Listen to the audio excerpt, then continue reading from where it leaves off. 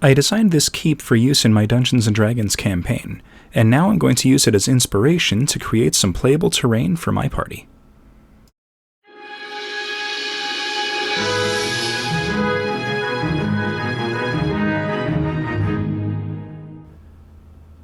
So this is going to be a 4-part series where I build the entire keep as playable interior. So for today's episode, we're going to focus on the hillside that the keep is set on, as well as the rough layout for the keep itself. And to do that, we're going to use these pieces of foam board. I got them at Lowe's, as well as a few oddly sized lids from a couple of things just to help make the towers. So let's go ahead and start with our layout. So using the original battle mat that I designed as kind of a guide, I'm going to put a couple of towers. These are going to be slightly different sized, and I want them to roughly line up with a couple of things. I want a fairly large playable interior just to kind of help with some more scenarios and uses in the future. And as I'm going through this, I'm just kind of roughly laying out where some of the balconies are going to go and most of the walls, as well as this small little library that kind of sticks out the front of the building, as well as a couple of interior walls to create a storeroom. Add in a few doors and a couple of windows, and we are looking pretty good. Alright, so now we're going to mark out the rough cliff face. Now, this is a very rough guide, and I'm probably going to end up changing this as I cut things away. And then a couple of lines for where the courtyard wall is going to go. Alright, so now let's go ahead and start shaping our landscape. So I started things off with a rough cut using a hot foam cutter. This is just going to be used to give a very loose formation around the keep. I'm just using it to take out the larger chunks of foam just to make the whole piece a little bit easier to handle.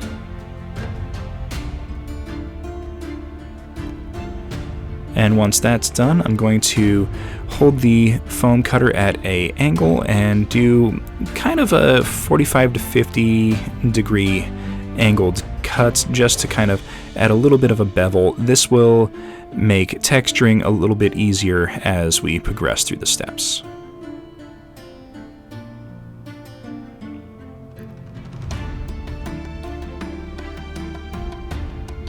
And off camera, I did the same thing with a couple more pieces of foam, slightly larger on each layer further down, just to kind of create some elevation and give a little bit more of an impression of height for the overall build. And this will also help as we add some interior things, like a basement or maybe even some catacombs underneath the courtyard. So now I'm going to mark out a cellar. Now, I don't really have a set defined area that this is going to take up, so I'm just doing a couple of very rough measurements, and I know roughly where I want this to be and kind of a general idea of how large it needs to be, but these are very rough measurements, and the idea is to kind of make it a little bit adaptable so that I can potentially go back and add more things over time. Then using a shop knife, I cut out the cellar framework. Now, I definitely recommend using a sharp knife for this. If it's dull, it's going to catch the edges and leave some very ugly cuts, which make it a lot harder to work with.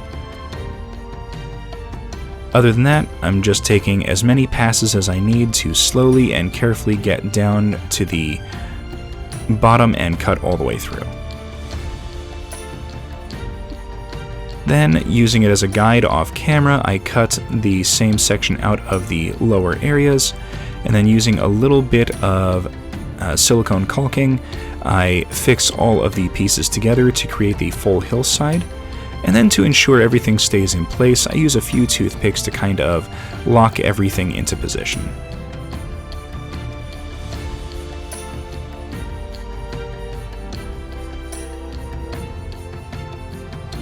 Alright, so now to create the rocky texture for the hillside, I use the edge of a stiff metal ruler, and I'm just kind of dragging it along and using it to fray the edges and forcibly tear chunks off. And as you can see, you brush away all of the loose pieces, and you have a really nice rocky texture that takes very little time, but it is very messy. Alright, so now let's go ahead and make our cellar. Using some dollar store foam board, I draw out a fairly simple pattern for some bricks that are going to be the lining for the walls. Now these are pretty simple to put together. I'm using a ballpoint pen to kind of etch in the rough shape of the bricks. These are 10 millimeters tall by 15 millimeters wide. And the ballpoint pen makes it pretty easy to do. This way you don't have to use a knife or anything to score the foam. Then using the tip of the pen, I add a little bit of extra detail by rounding out the bricks, and I can also add some variation by misshaping some of them to kind of make them stand out a little bit more and add some character. Then using some aluminum foil, I add some texture by rolling it across the entire brick panel. This gives a pretty nice and realistic rock texture. Then I did a fairly heavy coating of some Artist Loft Gray to give the base coloration for the brickwork. I wanted them to appear like stone-hewn bricks, so I went with gray as the base.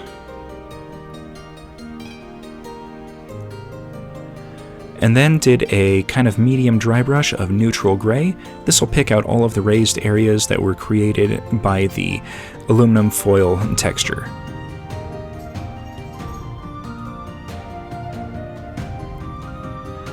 And then using a little bit of hot glue, I attach the panels, which I cut to fit the various shapes of the walls.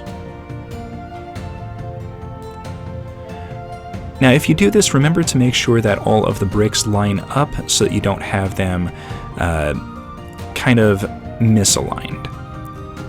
And then I use some barbecue skewers, which were perfect for disguising the top edge of the foam, and it really helps blend everything together. I created an extra wall with a door frame to create a room division for the cellar and also create a little bit of extra support for the floor that's going to go on top of it in another video. Alright, so now let's seal everything and get to painting. So I'm really only focused on the rocky edges of the build right now, so we're going to focus on those. I'm doing a mix of Mod Podge and black paint. This will give a base coating for everything, and once the Mod Podge dries, everything will be nice and firm. Then using Artist Loft Gray, I'm going to stipple that on over the entirety of the cliff face. This will create some nice shadowed areas, and we won't lose all of the black coloration for the deeper recesses. So we'll still have a few of those shadowed areas, and this will give a nice baseline for all of our stone texture.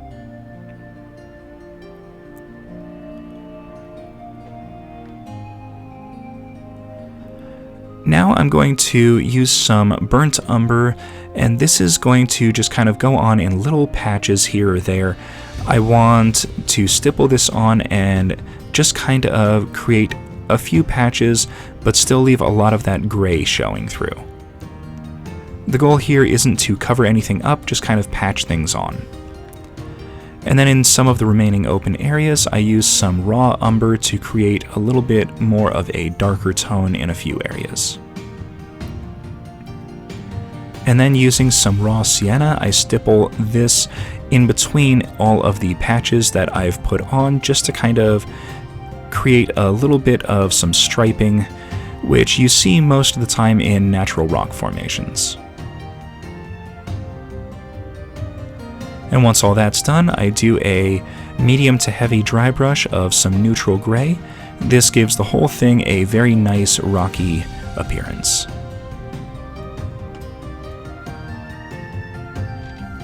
Alright, and just like that, part 1 is finished. Alright, so I'm pretty happy with the results so far. This has been a pretty quick thing to do. I did this whole section in one day.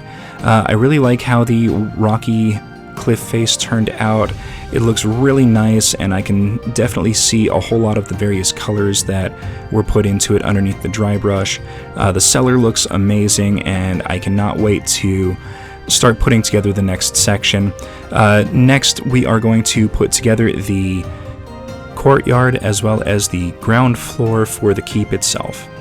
So thank you everyone for watching. Please hit that like button, subscribe for future content, comment in the comments section, and we will see everyone next episode.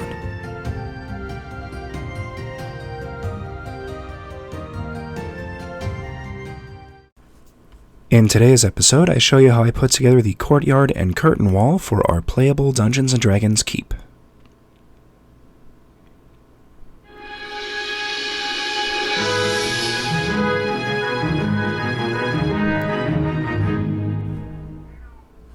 So I did a simple layout for the courtyard and designed it with a little bit of extra space to accommodate for some future plans.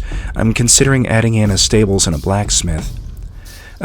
So I really just put in a few lines for where a road would be, as well as where the hillsides are going to be set up.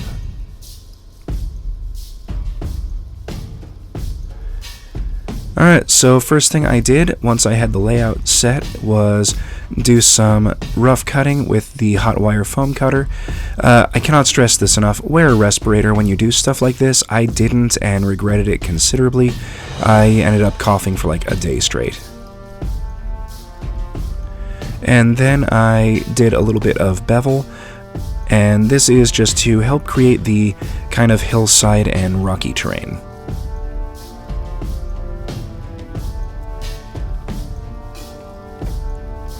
Then, using a little bit of all-purpose adhesive, I fit a couple of pieces together to create a little bit of elevation. And then, to ensure it doesn't slide around while everything is curing, I put a few toothpicks through just to kind of help hold everything into place. Then, after giving it about a half hour to cure and dry, I used the end of a stiff metal ruler to kind of carve in all of the rocky texture, making sure to blend the two elevations to kind of give it a seamless fit.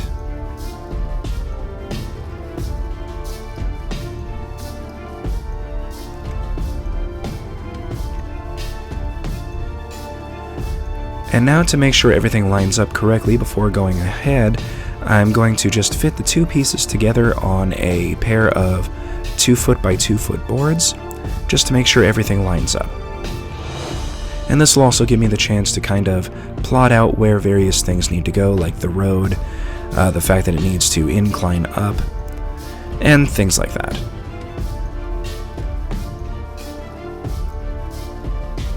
So, looking back, I probably should have left a little bit of extra foam here and then just kind of shaved it down, but what I ended up having to do to create the incline for the road was slowly build up a few layers of foam along with a few scraps to kind of create a gentle slope from one edge up to the section where it connects to the courtyard.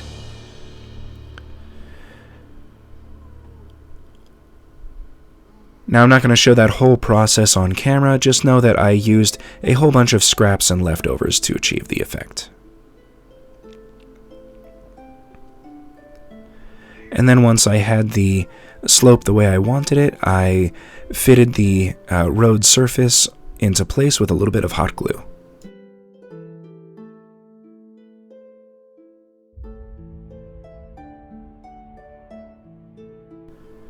Next, to help disguise the random extra foam bits that were used for the incline, I added these foam bricks as a retaining wall that kind of wraps around the edge of the roadway.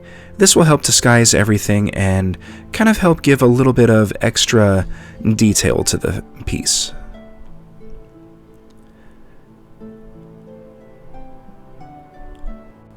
Now, I'm not going to fill in the roadway with gravel or anything like that in this video, but when we do get to that point, this retaining wall will help kind of keep everything in place. And then we can start using the bricks to start building the curtain wall. Now, I sized these bricks to be roughly a 1/2 inch by a 1/2 inch in their width and depth, and then the length of the bricks is roughly 1 inch. So, using that, I can scale the wall to be roughly 5 bricks tall, and that gives it about a 2.5 inch height, which I think is going to be really nice for easy playability, as well as being able to see over the walls while at the game table without necessarily having to stand up. And as you can see, occasionally, just to kind of reinforce everything and hold everything in place, I skewer a toothpick through and just kind of push it down into the base layer of foam. So once the curtain wall is built, I add a few little support pillars. These don't really add any structural support, they just kind of look nice. Now, as to how far apart I put them, it's kind of arbitrary. Occasionally I carve out a little section of the hillside and place them in just to kind of give them a little bit more visual, but it's really every 2.5 to 3 bricks I will put one of these support pillars.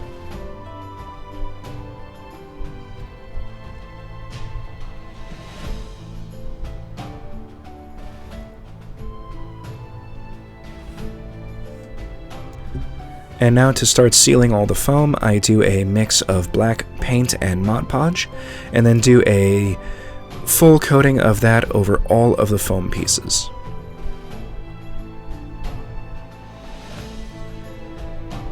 Now, the brickwork does make this a little interesting, and I end up going over it again with a smaller brush to fill all the crevices. Now, while that is drying, I create a courtyard groundwork. Now, all I'm really doing is taking a few sheets of foam board and drawing in a 1 inch by 1 inch grid. Now, once the grid is drawn, I exaggerate the lines with the end of a paintbrush just to give them a nice defined visible grid. This will help to enhance the playability inside the courtyard.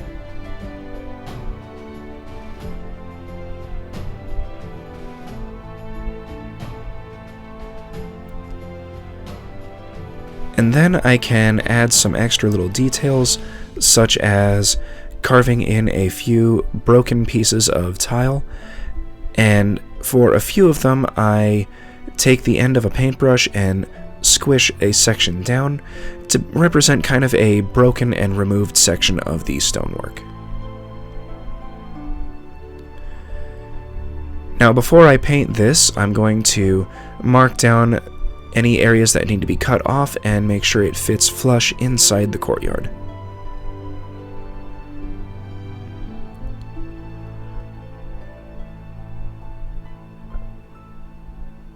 And once everything is cut to size, I add some texture with a aluminum foil ball. This will give it a nice kind of stony rock texture. Alright, so now let's go ahead and get painting. So, as with the last video, I'm going to stipple on a layer of Artist Loft Gray onto all of the rocky stone texture of the hills. This will once again create a nice baseline to work with, while still showing some of the darker regions of the black Mod Podge to kind of give some shadows. And then I'll do the same thing with all of the brickwork. Now, for the bricks, it's a little less of a stippling motion and more of an overbrush, just to kind of help enhance some of the darker regions and give a little bit more of contrast. Once that's done, I stipple on a few patches of burnt umber over all of the stonework, leaving a few gaps for a few extra colors. This will create a nice kind of rocky patchwork appearance. Then I use some raw umber to fill in all of the remaining patched areas.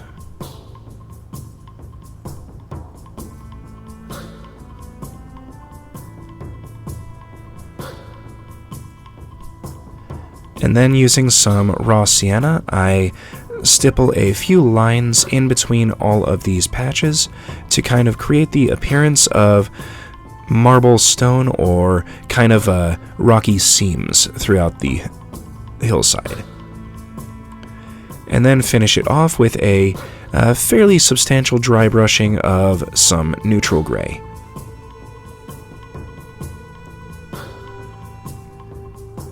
And while we're at it, we can also do a dry brush over all of the bricks with the neutral gray to kind of create some highlights. This will also help to kind of accentuate the shadowed areas and give them a much stronger brick appearance. Now for the actual courtyard floor, we're going to coat the entire thing in Mars Black. This is going to create a very deep recessed shadow so that all of the grid lines are easily viewable, but it gives the strong appearance of shadows of laid stonework. Then I do an overbrush with some gray to accentuate the surface layer of all of the stone.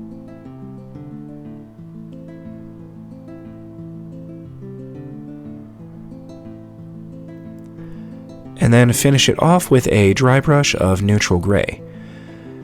As you can see, this really does kind of give it a lot more life, but you can still clearly see all of the damaged sections as well as the shadows.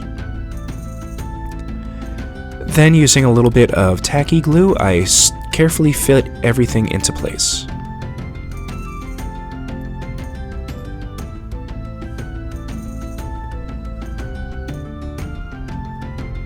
Now, some of these sections didn't quite line up correctly into all the corners, so off camera I made a few pieces to fit into the recesses that didn't quite have enough filler.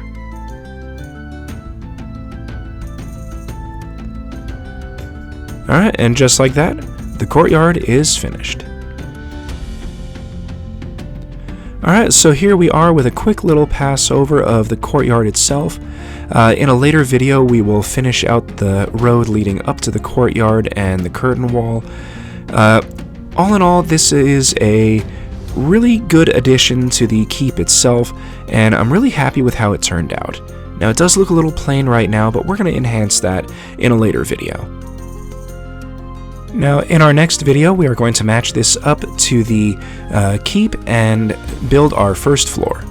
So thank you everyone for watching. Please hit that like button, subscribe for future content, comment in the comments section, and we will see everyone next episode.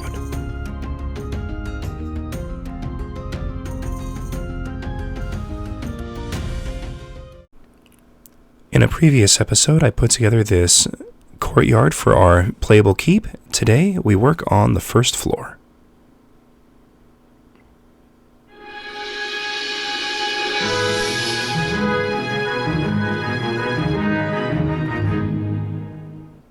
So we're going to start with a couple of quick plans. We need to do a little bit of modifications.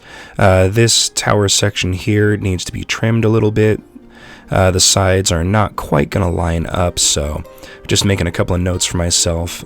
This balcony area I want to raise up a little bit, so just do a quick note. The other balcony is also going to get raised, but that area is covered with black paint, so I'm not going to jot a note down there. Now this balcony is going to raise up a little bit higher, and then the front steps here, I want to do some actual steps that kind of raise up to the actual front door. Alright, so let's go ahead and start with the balconies and towers. So I used this can to kind of be the basis for the size for the tower here.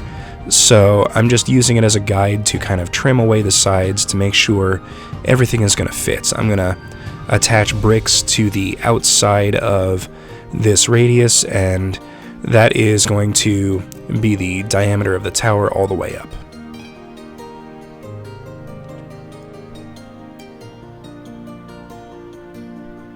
Alright, so now for the balcony, I'm just going to attach a couple pieces of foam. I already drew out a grid work for the balcony stones.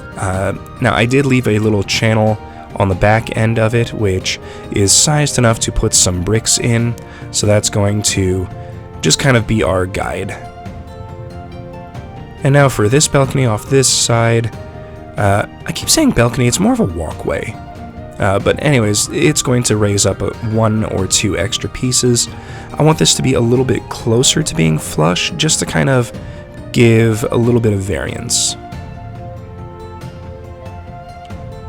Alright, so now we need to frame out the balconies and the walkways, and that's just going to be as simple as attach a little bit of hot glue to the bricks and then put them on, you know, just kind of in a simple repeating pattern. And I'm also going to take this time to kind of fit some bricks in, make sure that they are the right height to make the walls for the adjoining areas. Now, I'm not going to make this too tall. I want characters to be able to easily see over it for playability, like their archers and things like that. Now, I've got 3 towers that I'm going to put together, and this is going to be the smallest one. Now, the other 2 are going to be kind of on the outside of the perimeter of the mark for the tower, but this one is kind of on or inside the line, so it's a little bit smaller, so I'm building it freehand. The other 2, which I do off camera, I put the can that I used to determine the size inside of the area and then attach the bricks around the outside of the can, and then very carefully removed it once the walls were at the height that I wanted. Now, as you can see, there are a lot of little gaps here that kind of need to have something done with them. You can leave them in, but I took a couple pieces of brick and cut them into little wedges, and then using a little bit of extra hot glue just kind of stuffed them in to kind of fill the gaps. Now, a few gaps I left open just to add a little bit of extra character, and I also kind of forgot about them until after filming was over. But I think this works pretty well to kind of fill in the empty spaces that the gaps present while still giving a lot of character. Alright, so now let's move on to the front entrance. So I cut some foam pieces to size and then laid out a grid work on them. And this is going to be the foundation layer, and then after determining where I wanted the front door to be, I cut out another section that was a little bit smaller, and then another, and then another, and another, just to kind of create a little stair-step pattern, but this is still sized enough that I can put models on it and have it fit appropriately. So then I moved on to the front wall, and this is as simple as just kind of laying in the wall where I want it. I'm still maintaining that 5 blocks high to be roughly 2.5 inches. I added in a little arrow slit on one side here, just to be kind of like a little archer's window. Maybe a character could stand behind it and get partial cover as they're firing down at someone approaching in the courtyard. If you play D&D, always remember, partial cover gives +2 to AC. And then for the doorway arch itself, I do a little bit of trimming to make sure everything fits kind of flush, and then just cut and attach a few barbecue skewers, and these weren't really precise, I just kind of eyeballed it to get everything into position. Now for the top of the arch, I do a double wide section. This is going to allow me to put a door in a later video that kind of closes to a certain point. So now let's go ahead and work on the floors. So using some foam board, I just kind of lay it over the top of the walls and carefully start trimming things down to fit the floor plan of the building.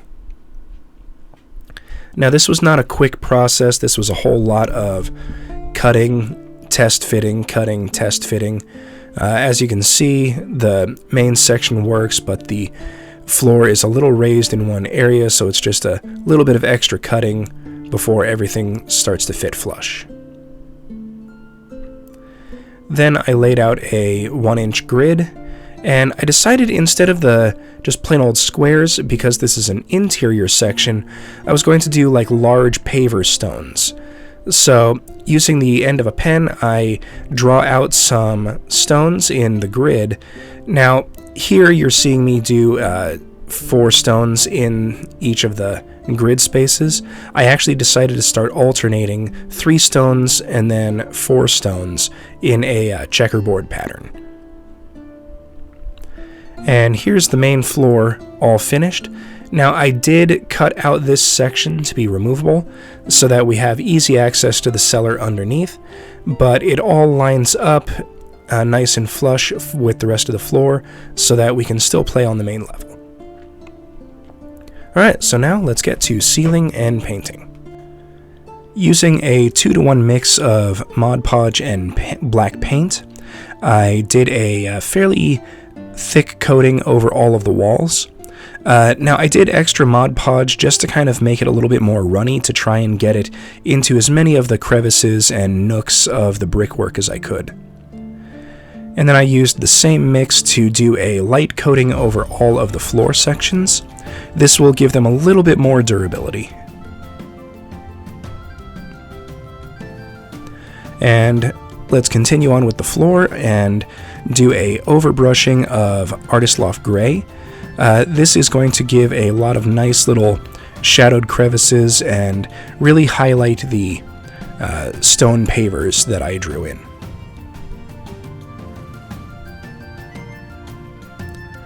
And then I'm going to follow it up with a dry brush of Artist Loft Gray, but I'm only going to do it on every other tile. Arbitrarily, I decided that any of the tiles that have 3 stones is going to get the neutral gray, just to kind of help accentuate the grid and make it a little bit more understandable that the grid is still there, but keeping the pavers intact. Then, using some warm gray, I dry brushed over the remaining tiles. This gives it a little bit of a checkerboard appearance, but it's only subtly noticeable, but really gives a lot of extra life and definition to the floor pieces. Then going back to the walls, I did a fairly heavy overbrush of Artist Loft Gray once again onto all of the stone bricks. And once this dried, it actually gave it a really nice, almost deep blue appearance, which I thought was actually pretty cool. Now, between the undercoat and the overbrush, it really helps to disguise all of the areas where I couldn't get the brush in to paint the green sections of the foam. And then I finished up the walls with a dry brushing of neutral gray. This was not easy to get to all of the nooks and crevices and some parts of the walls, so I just kind of did my best and took my time with it. And then I finished off the build by putting in all the floor sections. Now we do have a few gaps in between the doorways and some of the panels. Those will get filled out with a few extra pieces of foam that get kind of textured but not really made into the full massive paver pattern. And all of these are being held in place with just some tacky glue. That gives me a little bit of time to kind of slide them around and make sure everything lines up. Now the hard part was getting the large room section to slot into place and line up with everything else while still having the one floor section be removable. And once the floor is finished being tacked into place, the first floor of the keep is finished. Alright, so here it is in all of its glory, the first floor. We still have a bit to do on this, so that will have to come in the next video. In the next video, we're going to do a lot of detail work on both the courtyard and the first floor of the keep. We're going to start constructing a few doors to fit in place, some windows. We're going to fill any gaps that are around. I know there's a couple sections of the walls that still need a little bit of touching up, and we're going to also do some torches, and I've definitely settled on a blacksmith for the courtyard, so make sure you come back next episode and check that out, because this episode is finished. Thank you everyone for watching. Please hit that like button, subscribe for future content, comment in the comments section, and we will see everyone next episode.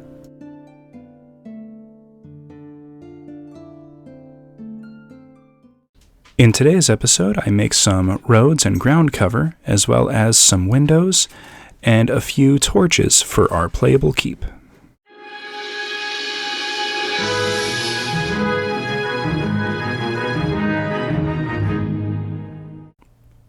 To start things off, I just did a few touch-ups of some areas that I had missed in the previous few episodes, like using a little bit of Mars Black to hide the seams and areas that the two panels are going to connect.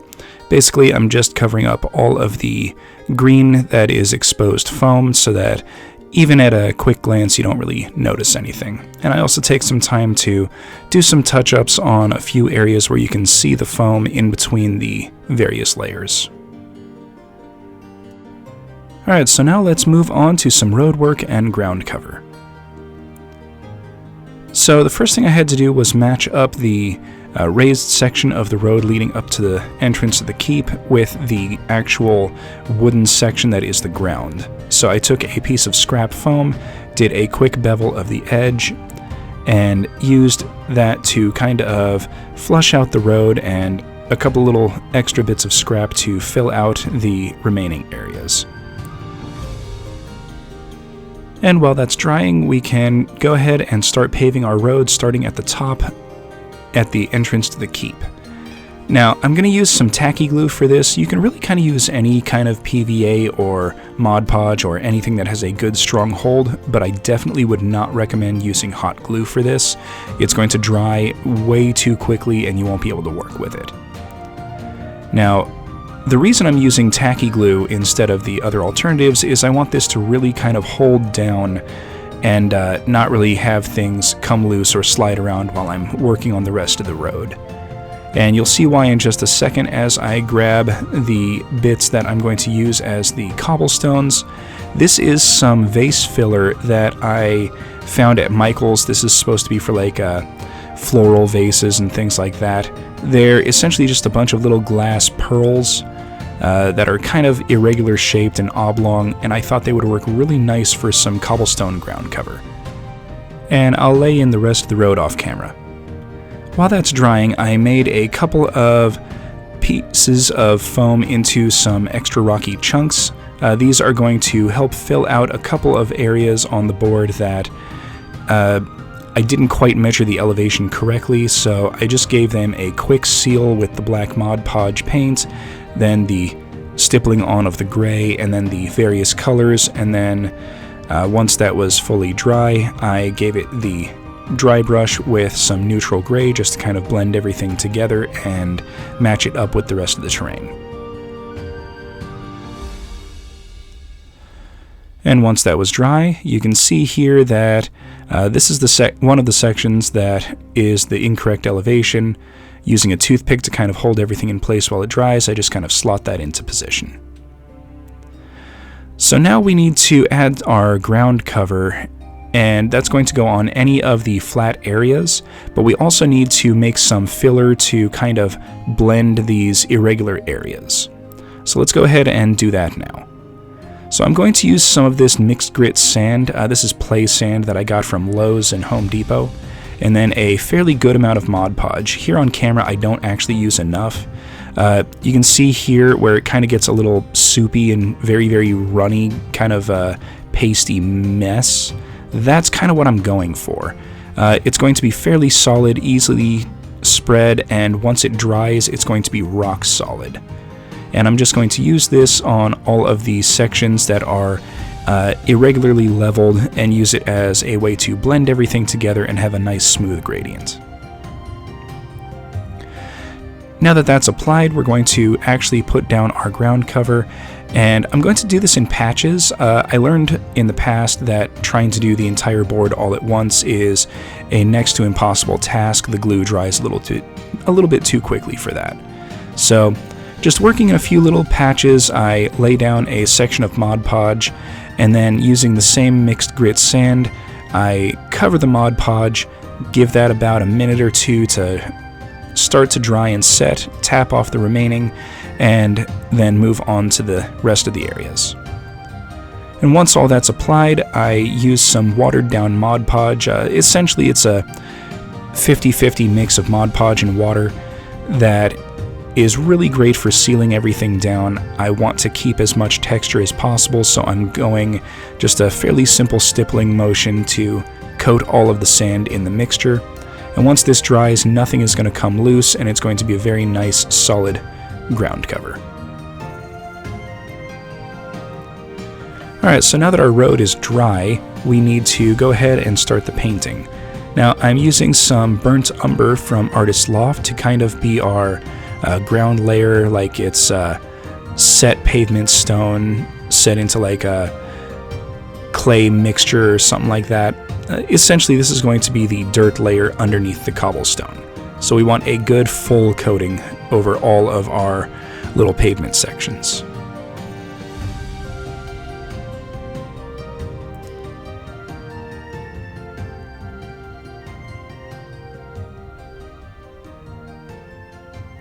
Now once that's dry, we're going to do a overbrush of some gray from Artist's Loft.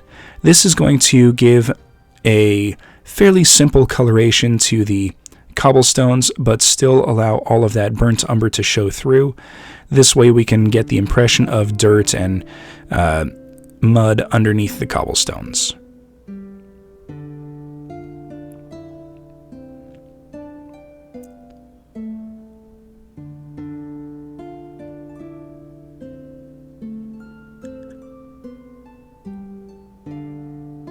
And then I finish it up with a dry brush of neutral gray just to kind of give a little bit of reflected light off the top of the cobblestones.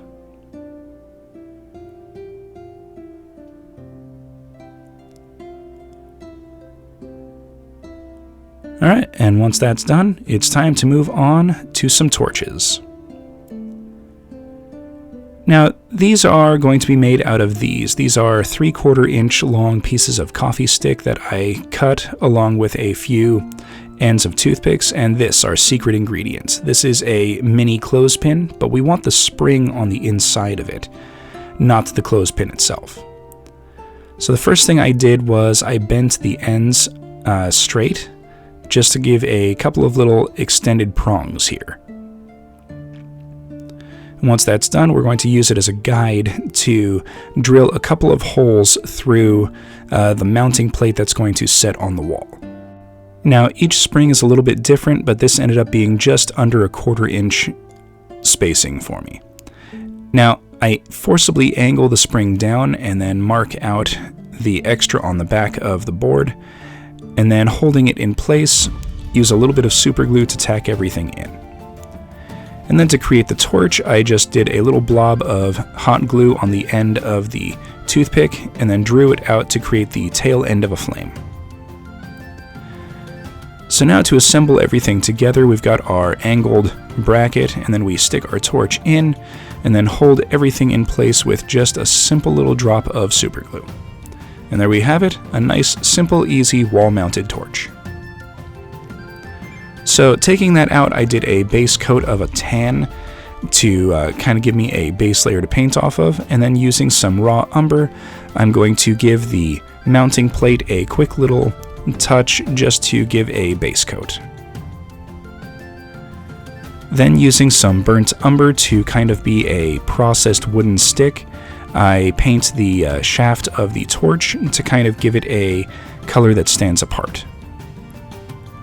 And then a simple little dry brush, almost an overbrush of raw sienna, and we've got a nice little wooden mounted plate.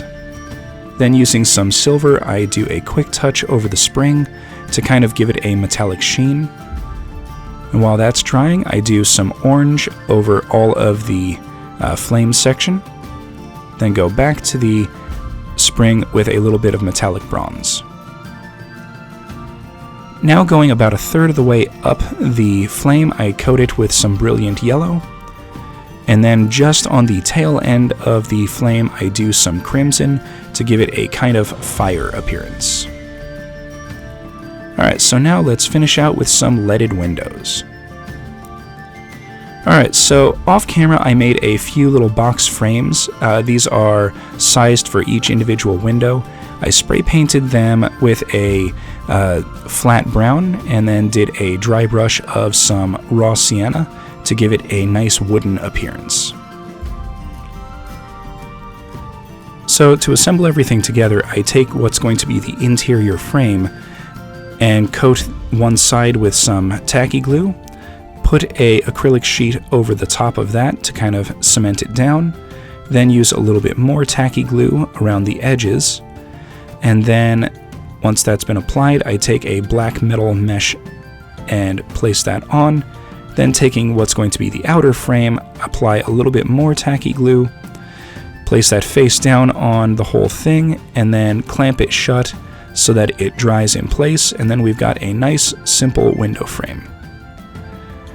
Now, using a little bit of tacky glue on the top and bottom of it, I carefully insert it into the gaps where the window frames fit, and they work out really nice. They fit very snug, and I don't really know that I needed the tacky glue, but it's nice to know that they're never going to come out.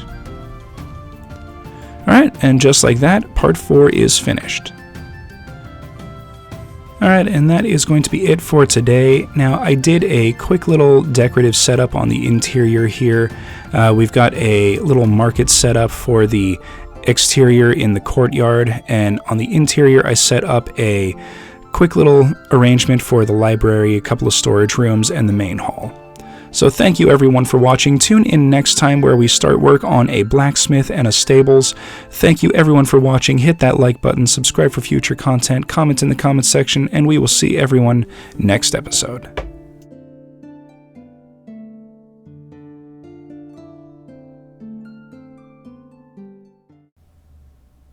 In today's episode, we put together a stables and a small workshop area for the courtyard in our D&D playable keep.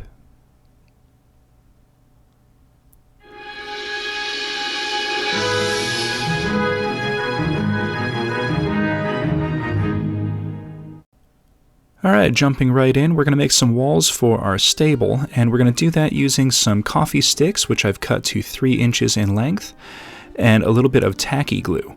So I'm just going to put a little dot and then take a piece of barbecue skewer, which I cut to 1 inch, and tack that in place on the ends and in the middle of our coffee sticks.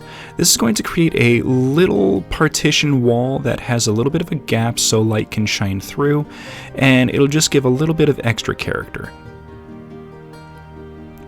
Now, I haven't been to a whole lot of stables, but most of the ones I've seen in, medieval films and things like that have little gaps in between the walls, so I kind of wanted to replicate that. And then I made a couple more off screen. We're going to need 3 of them. I made 2 of them at 3 inches and then 1 of them at 2 inches, just to add a little bit of variance.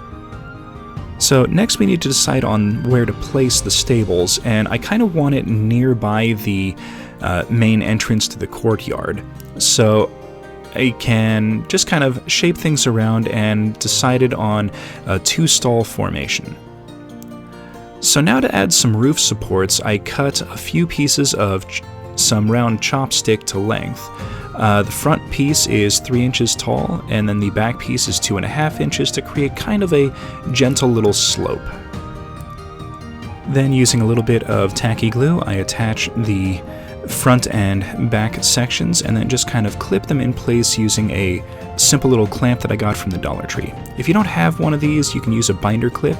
You just want something that will hold everything in place.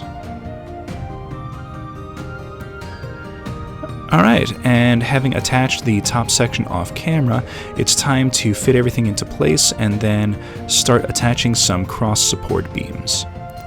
Now, I'm using the cross beams as a barbecue skewer because it has a slightly slimmer profile and it's more rectangular. I wanted the larger pieces to look like they were kind of a hewn wood, and then the support beams to look more like processed wood. So for the supports, I did a quick little simple geometric shape. This will look pretty nice once it's all finished. So now I added a few thumbtacks to be little magnetic supports, and these are going to help with the roof since I want the roof to be a little bit removable. So now using the support beams as a guide, I quickly trace out everything on some cardstock, and this will get cut out and then used as a fitting for the roof section. Now, once this gets cut out, I do a little bit of trimming just to make sure everything fits in the position that I want. That is pretty normal for doing something like this. It's kind of hard to get everything perfectly lined up the first time. Alright, so off camera I attached a little triangle to the top section to make it fill out the roof, added some wooden supports on the bottom section, and then some magnets. Now to make the roof shingles, I drew up a simple patterned grid on some cardstock. These are 3/4 inch shingles, and then I cut a 1/2 inch into them to kind of give them a little bit of a flared end, and then just quickly nip off all of the corners of the shingle sections that are going to be shown. And then once that's all done, we've got a nice little strip of shingle paper that can be attached to the roof and saves a bunch of time. These can be mass produced and then just stored away. So to fit everything into place, I do a little bit of tacky glue and then just fit and tear off any extra of the shingle strip. The extra pieces that get torn off can be saved and used in other projects or in different sections of the roof that you're working on. There's really no reason to just throw them out. They're always going to be usable. So as you can see, I'm attaching everything in just a simple little alternating repeating pattern. This will give it a nice shingled appearance. Then taking a few extra pieces of shingle, I cut them to be single shingle pieces and then tack them on top of each other to kind of disguise and hide the empty gaps on the roof and create a simple little ridge line.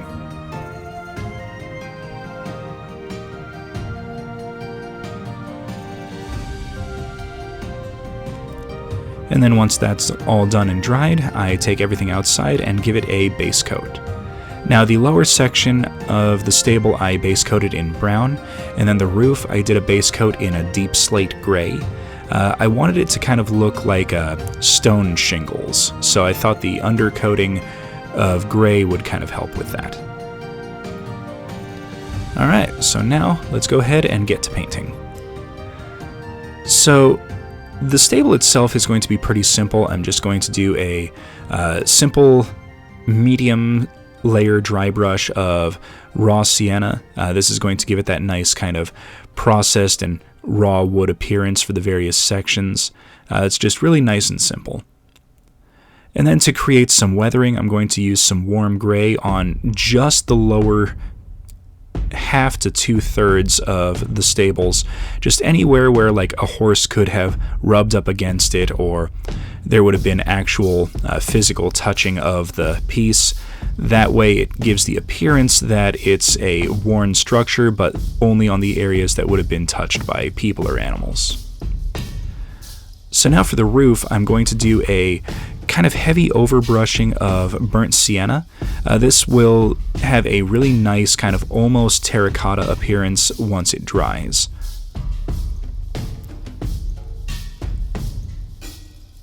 And then going against the grain, I do a dry brush of some deep red to kind of give a little bit of extra color and flair to the roof section, and I think it looks really nice as kind of an accent for the underlayers. So now to glue everything in place, I just do a little bit of hot glue very quickly on the bottom of all of the posts, and then slide the whole thing into place, firmly press it down, and then once the glue sets, it is not going anywhere. Alright, so I wanted some hay or straw to be on the bottom of the stable, so taking a natural fiber brush, I clipped off all of the bristles and then just kind of gave them a quick little mix and jumble to make sure that they're facing in different directions. Then, applying some tacky glue to the floor inside the stable itself, I just kind of spread it around a little bit to kind of give a roughly even coating. Then, using about half of the paintbrush bristles, I just kind of jumble them all into place and then press them down into the glue to make sure everything sticks in place. And then off camera, once this dries, I seal it in with some Mod Podge. Alright, so now let's make some workbenches and tools for our blacksmith area. So off camera I made the roof section for it, but for the workbenches we're going to use one of these little dominoes that I got from the Dollar Tree, some coffee sticks, and some barbecue skewers. So first thing I'm going to do is cut 3 sections of the barbecue skewer to fit over the top of the domino. This is going to be the surface for our workbench. And just to expedite things a little bit, I'm going to fit everything into place with some hot glue. This will give the wood sections a little bit of an uneven surface, which looks kind of nice once everything gets painted and dry brushed. Then to disguise the domino itself, I do a full wraparound of some more coffee sticks. This will give a kind of nice wooden thick table appearance.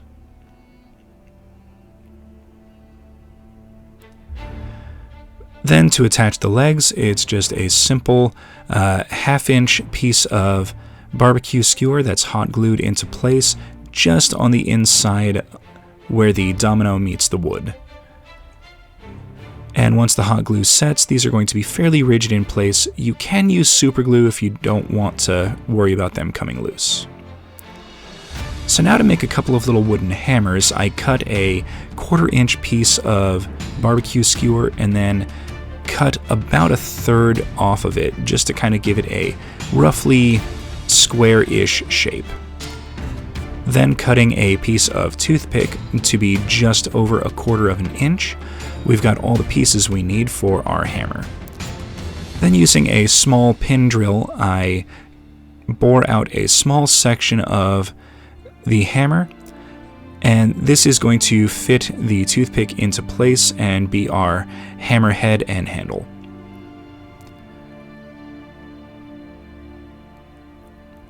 Now once I know everything fits together, I will glue these together with a little bit of super glue, but here we go, a few little hammers. And I decided to make a larger hammer, almost like a giant mallet that can be kind of set around the workshop and be just an extra little feature. So I wanted to make a little mini saw blade to go with everything else, and I had this hacksaw blade laying around and it was broken, so I decided why not, let's make use of it. So I cut a 1-inch section off of it, but it was still pretty thick. So I very carefully and slowly clipped away half of the saw blade so that it was a little bit thinner. Then using a little bit of gel super glue, I attach a couple of toothpicks to the ends of it to be kind of like an old wood saw. Then using a little bit of aluminum tape, I very carefully wrap it around so that it looks like it's all held together with a metal strap. Alright, so here we go with a few of the little tools. I think they look pretty nice, they're pretty proportional, and they're really quick and easy to put together. Alright, so now to color everything, I'm not going to worry about painting the metal bits, but for all of the wood sections, I give them a pretty healthy coating of skeleton horde just to give them that, nice stained wood appearance. And then I do the same thing with all of the hammers. Most of the time in old workshops you'd actually see wooden hammers as opposed to metal hammers, so that's kind of what I was going for. Then I took the workbenches out and gave them a base coat in some camouflage matte brown, and then did a dry brush of some raw sienna on all the top and side surfaces as well as the bottom. Then to give everything a nice weathered appearance, I do a light to medium dry brush of warm gray over all of the visible surfaces. So this will be the top and sides, but I'm not going to do it on the bottom since I'm planning on gluing these into place. And here you can see how it looks with a few of the little tools. Alright, so now I'm going to fix everything in place, and just like with the stables, I'm going to hot glue the roof supports in place, and then using a little bit more hot glue, just tack all of the workbenches down. And to make sure that the tools don't come off, I super glued them in place off camera. And there we go, part 5, the stables and workshop are complete. Alright, now this took me a little bit of time to actually put together just because of all the drying and the painting of everything in place, but I really like how everything came out. Here you can see I put a few little plastic toy horses in the stables just to kind of fill everything out. I really like how the little workshop came together. We're definitely going to expand on that in the next episode.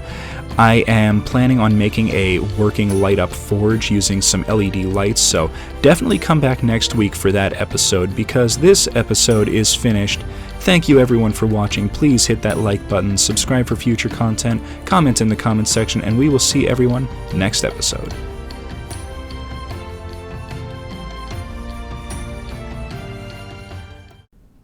In today's episode, we finish out our Courtyard workshop by adding a Blacksmith forge, quenching bucket, and anvil.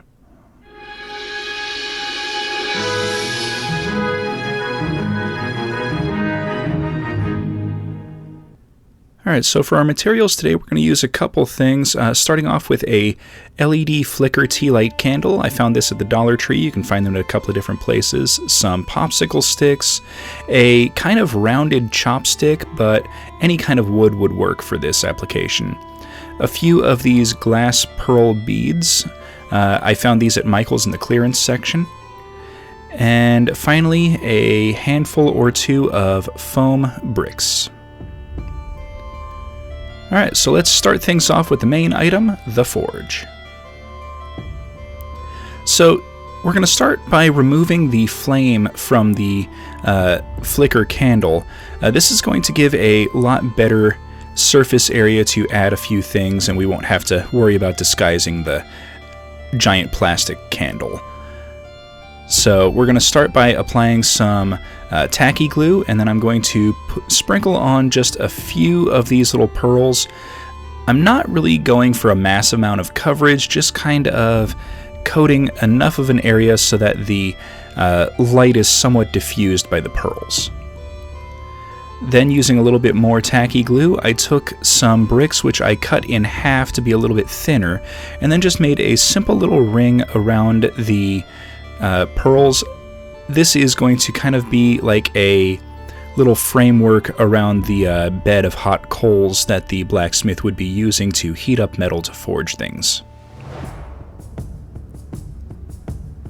Alright, so now I'm going to let that fully dry before moving on to the next application, and we are going to wrap the entirety of the outside with our foam bricks.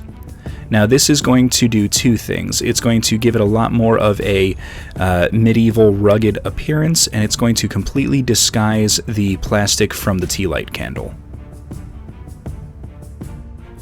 And once that fully dried, I began hot gluing bricks around in kind of like a almost 3/4 or 2/3 ring around the top, and then just every couple layers removed one brick and just kind of kept making this kind of arched dome over the top of it, almost like a old kiln or something that you'd see out of Skyrim for like a forge furnace.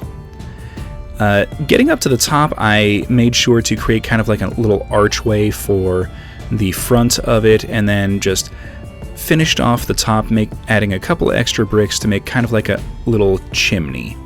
And this is going to kind of help reflect the light out so that when the LED is turned on, it really has that kind of glowing, crackling furnace appearance. Once that's finished, I began sealing everything with a healthy coating of black paint mixed with Mod Podge. Now, I did this a little bit more runny than I usually do. This is kind of a 50-50 mix of paint and Mod Podge. It really seeps into all the cracks and crevices of the bricks, and this is great because it will really let all of the bricks have that kind of a dark recess into everything. You're really going to be able to see the cracks and crevices in all of the brickwork.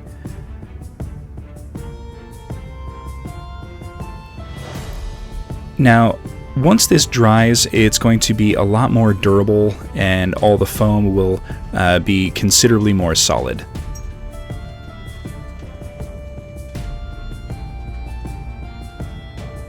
Okay, once that's fully dried, I do a kind of stippling brush on of some gray from Artist Loft. This is going to be our base color. Now, I'm trying hard not to fill all of the crevices, just getting as much of the top layer as I can. This way, we still have those nice little dark recessed shadowed areas that the black paint kind of helps to highlight.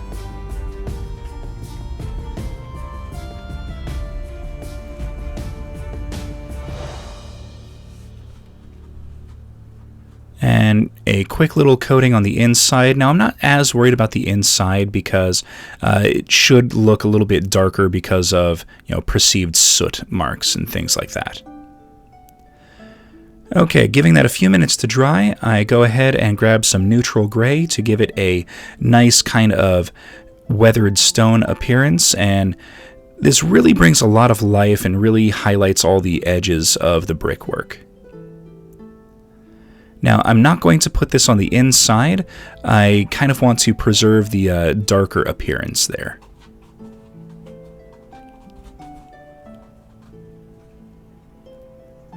And then to add just a few more highlights and a little bit more weathered appearance, I'm going to do a quick little dry brushing of warm gray. Now, this is really just to highlight the edges. I'm not going side to side. I'm just pulling from the top down, and do a little bit of a stipple dry brush on the inside. Next, I applied a double coating of Artist Loft Orange to all of the glass pearls. This gives it a nice kind of baseline for the hot coals. And then stipple on a little bit of the orange, kind of lightly on the inside. This gives it that kind of glowing light effect. Then to add just a little bit more accent and a little bit more color for when the LED is turned off, on a few of the coals I do just a little bit of deep red on the top of them, just to give it that kind of double color appearance.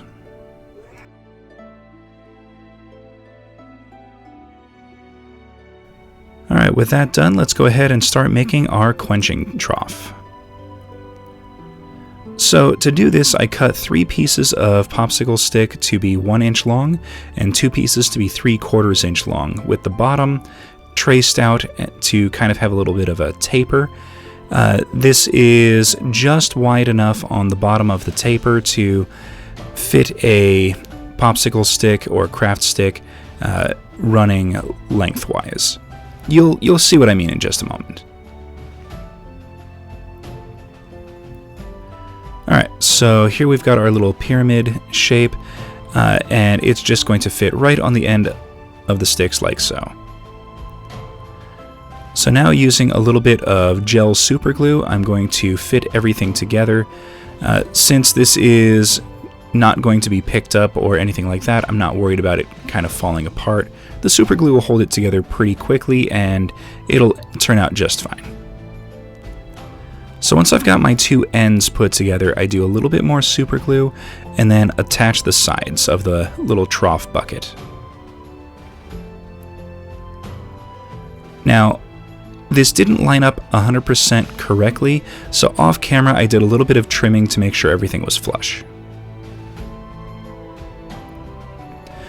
So now let's go ahead and start painting it. I'm going to use a little bit of raw umber to give it that nice dark wood baseline.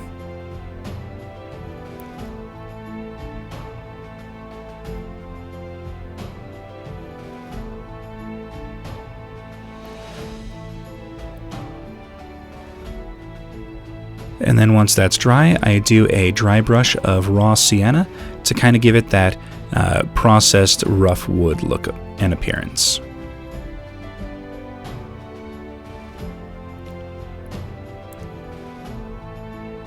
And then, since this is going to be an outside piece, I add some weathering by doing a lighter dry brush and hitting all the edges with some warm gray.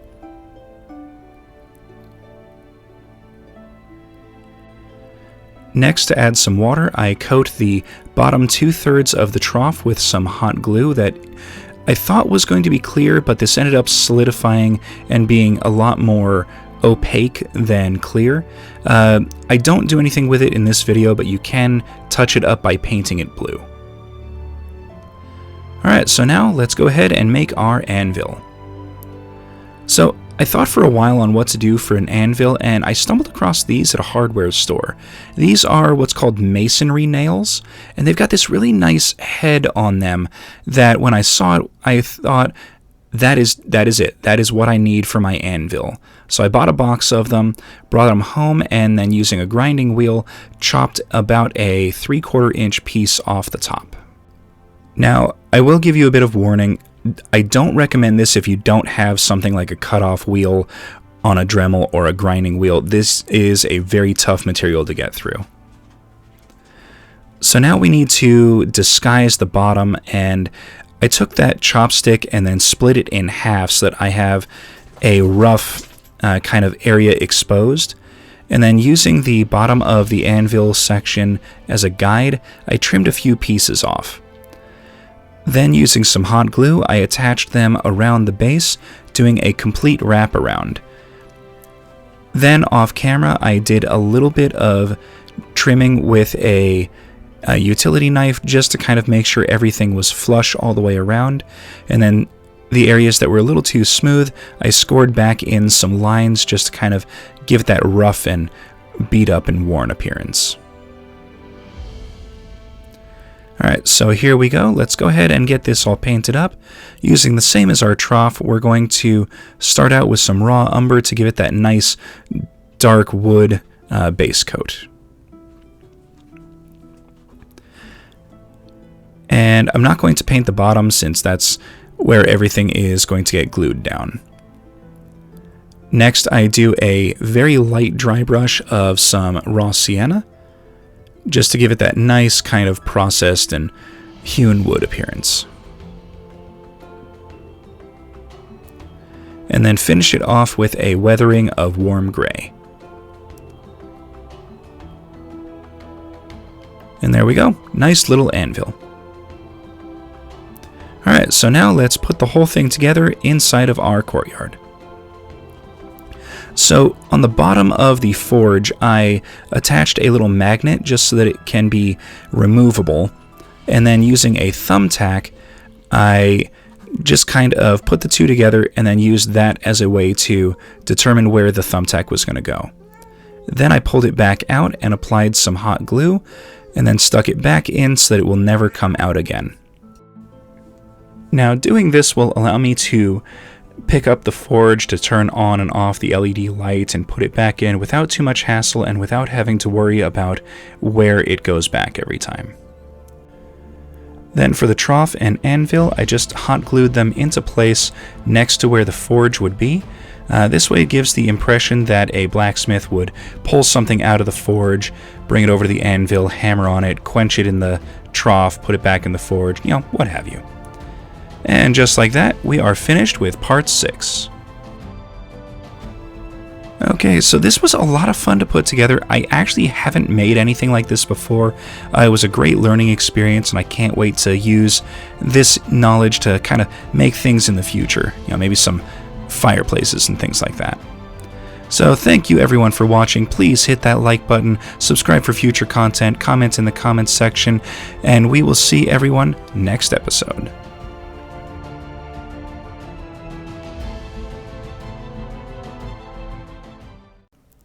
In today's episode, we finish out the courtyard by building a gate and guard post.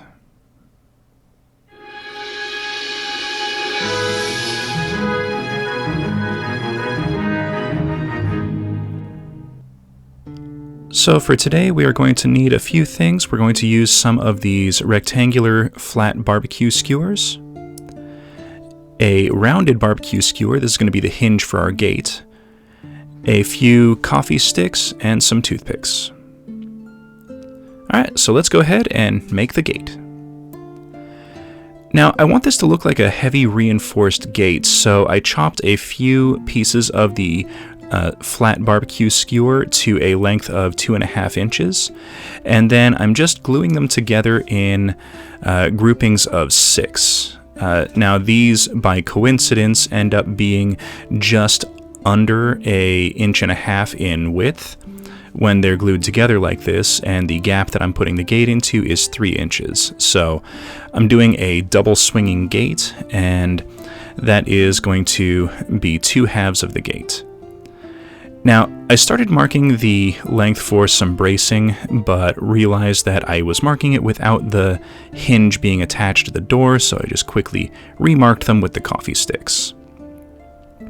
Now I'm going to put the bracing on both sides, so I need something like 8 pieces of bracing that go across the whole thing, and then a few smaller ones.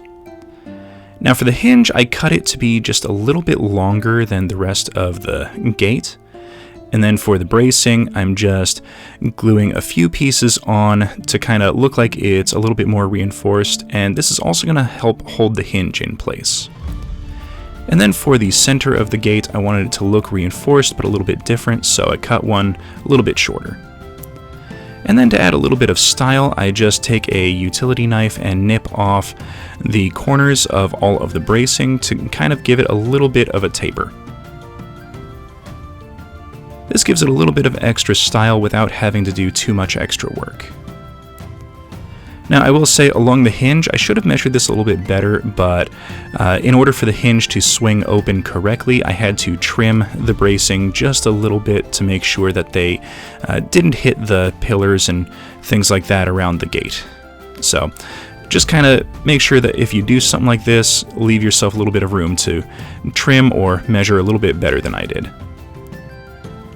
Next, we're going to paint it up using a base coat of some raw umber.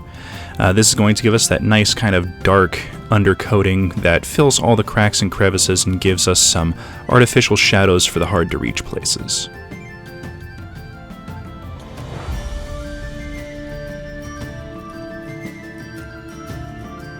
Once that was dried, I grabbed some raw sienna and did a medium dry brush over all the surfaces. This will help give it the same wooden appearance that we have for all the other wood areas in the courtyard and the keep.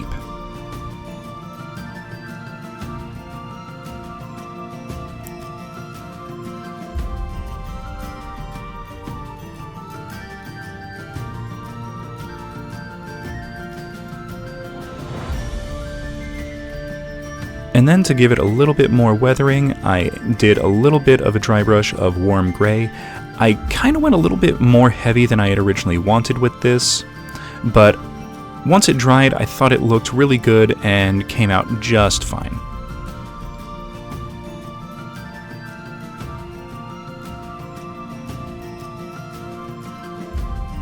Now, to give it a little bit of extra flair and the appearance of some metal hinges, I took some HVAC aluminum tape, cut it to some strips, and then for a couple of them I cut a kind of triangular taper at the end and just wrapped it around the hinge section in a couple of places to give the impression and appearance that there's metal hinges holding the gate in place.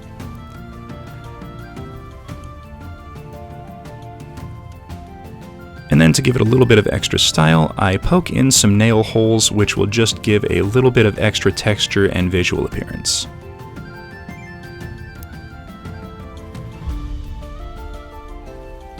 Next, I wanted to add some kind of door handle, so I took a little bit more tape and put a kind of plate in position, and then using a little bit of wire, I made a couple of small little bits. I made a ring, and then this little kind of bent little half ring, and this is going to hold what's going to be our little door handle in place. Essentially, I'm just super gluing it into place and making sure that the ring kind of swings free to give it a little bit of extra appearance. Alright, so now we need to put everything together and level out our pillars because they're not quite the same height. So using a few extra bricks, I'm going to poke a few toothpicks through them for some extra reinforcement and just kind of figure out where everything is going to go and how everything is going to sit to kind of create a little bit of elevation on both sides to bring everything in line. And once everything is fitted together, I hot glue everything into place, but don't attach them to the pillars so I could paint them off camera. Once they were fully dried, I grabbed some tacky glue and using it just very strategically in a couple of places, making sure some of it is on the toothpicks as well, I just secure them into place, and once this dries, they are not going to come off.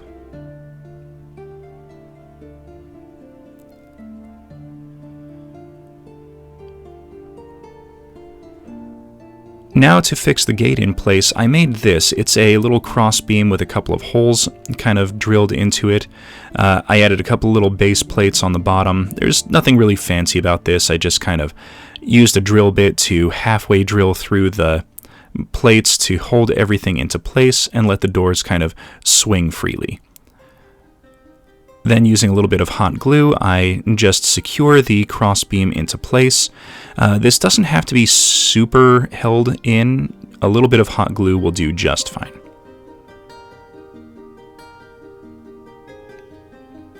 Alright, so now that the gate's done, let's make a guard post. So I want the guard post to go across the top of the gate, so I'm going to kind of mark out a few spots for some more of the barbecue skewers to length. Essentially, since the pillars are kind of oddly shaped, I'm using them as the guide to measure out all of the pieces that I'm going to need. And once I have those pieces, I trim the edges to make sure that they're perfectly flat, and then using a little bit of hot glue and the grid on my mat here, I kind of stick everything together to make a simple little box frame. Now, as I'm gluing these together, I also take the time to remove any sections of hot glue that have kind of bulged out. That way it has a nice clean appearance and I don't have to worry about it not fitting correctly when it goes over the pillars. Alright, so I'm going to do a quick little test fit here, and it was at this point that I realized that one of the pillars was still a little bit too tall, and I didn't want to raise the other pillar up, so using a utility knife, I just trimmed a little section of one of the pillars. This wasn't really much, it was kind of like a 1/16 of an inch or just a few millimeters, just enough to bring everything flush and in line so that everything will rest even and level. Alright, so now I'm going to glue all of the floorboards into place, and this is just some coffee sticks that I trimmed using the box frame here as a template, and essentially I'm just gluing these down with some tacky glue so that we have a nice simple kind of floor panel. Now, once this fully dried off camera, I did a little bit of trimming to make sure it was flush on both sides and there wasn't any floorboard sticking out. So I wanted to make some archer walls or crenellations, things like that, so I took some of these are cocktail skewers, and I trimmed them to be roughly 1 1/4 inches, and glued them together in little pairs like this so that they would fit in place, and I'm going to glue them in an alternating pattern so that we have a low arch and then a raised section. Now you'll see here that I use a clamp for this. You can also use a binder clip if you don't have a clamp.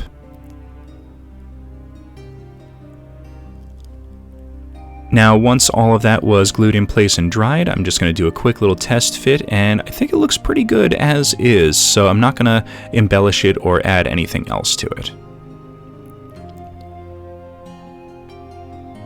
Alright, so now we're going to paint it up similar to the gate. We're going to do a full coating of some raw umber over all of the surfaces, and I'm also going to paint the bottom of this. Even though we're not really going to see it, it'll give that nice kind of deep shadow appearance on the bottom side. And then we'll do our dry brush of raw sienna. Now for this, I'm only doing what's going to be seen from the top and the sides, not the bottom. I want to kind of preserve that shadowed effect that is going to be visible underneath if someone crouches down and looks underneath the gatehouse. And then a little bit of weathering using some warm gray to kind of tie it together with all of the other wooden sections.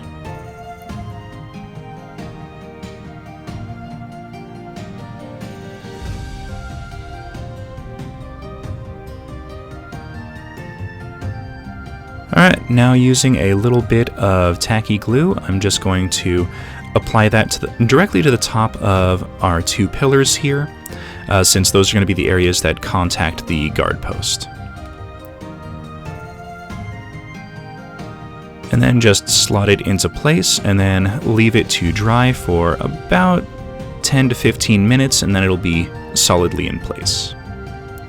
Now on the back side, I need a way to let the guards get up, so off camera I rigged up a simple little ladder and we're just going to glue it in place as a permanent fixture right up against the guard post and the wall.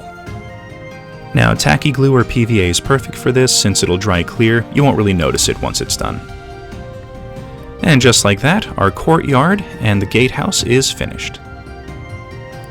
Alright, so here we are with a quick little panoramic.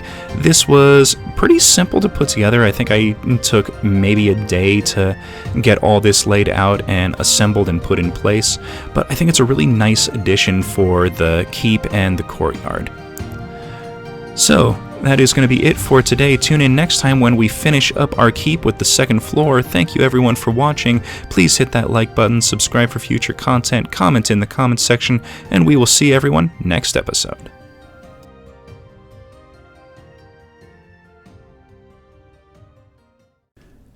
Today we continue working on our Dungeons & Dragons playable keep by adding a second floor, which will consist of a walkway and soldiers' quarters.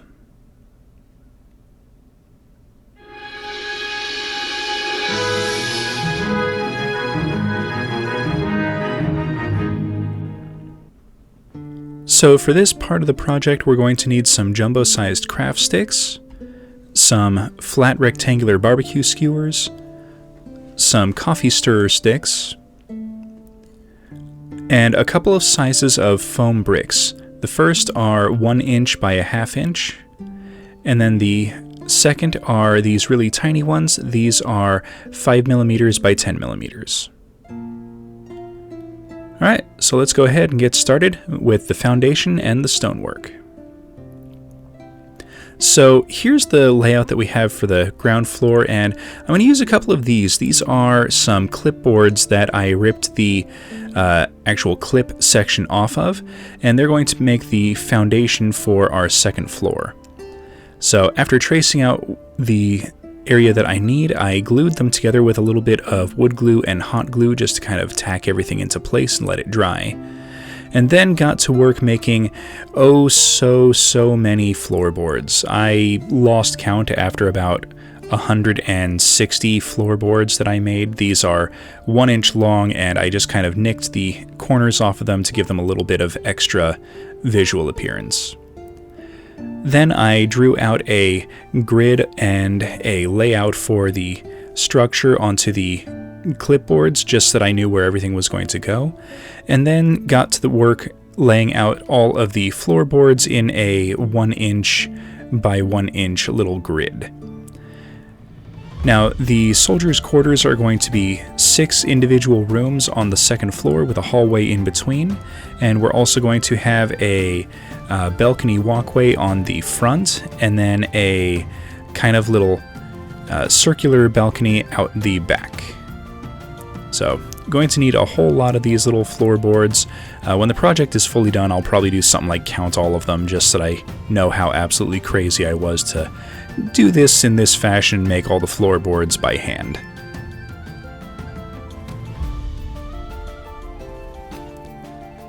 Alright, so now that you kind of get the idea of how I laid everything out, we're going to do a little test fit. Now you can see the gaps where all of the room's walls are going to be. I just used a barbecue skewer to make sure everything fit into position and nothing was out of place. Now we are going to wrap the walkways around with stonework, and then the actual building section for the soldiers' quarters are going to be made in a completely different fashion. So let's go ahead and grab our foam bricks. So nothing really super fancy about these. I'm just going to hot glue them into place, keeping in mind where some of the doors and archways are going to go. Realistically, I'm probably not even going to put doors in any of these sections just because it'll facilitate playability a little bit easier to not have the doors and just kind of use theater of the mind to understand that doors would be in these locations and just make it a little bit easier to move models around without having to open and close doors and move everything in the way. If need be, I can always make up a few little improvised doors that are just kind of on a little stand that can be put into place and moved in and out of position as needed.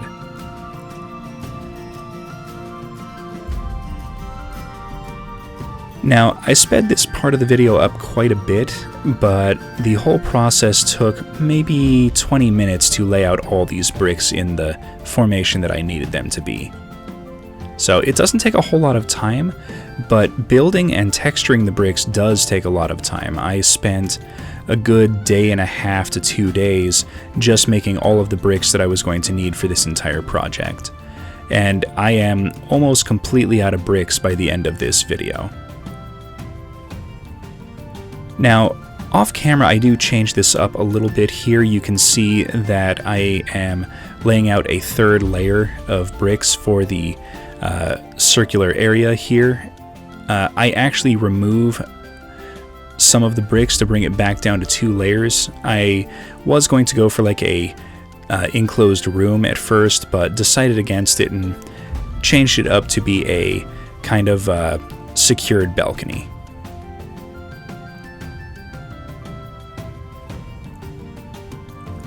So now I'm going to seal all the stonework with a mix of Mod Podge and black paint. This is again same as in the previous videos to solidify everything together, make sure nothing comes apart due to handling, and just kind of create a shadowed area and a dark area for all of the recesses in between all the bricks. And you can see here on this one long section of wall, I actually removed a few bricks and did a little modification off camera, adding in a couple of windows, just kind of like a extra little archer or arrow slit kind of situation so that it has a little bit more of a defensive purpose than just a single solid wall.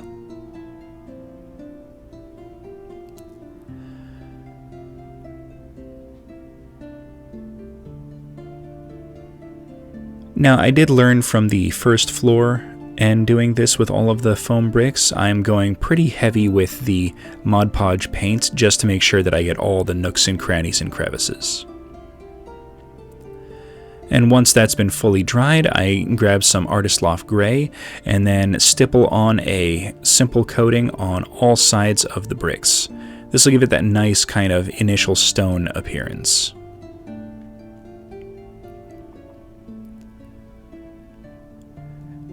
And then once that's dried, I grabbed some neutral gray and then gave it a quick and simple dry brush.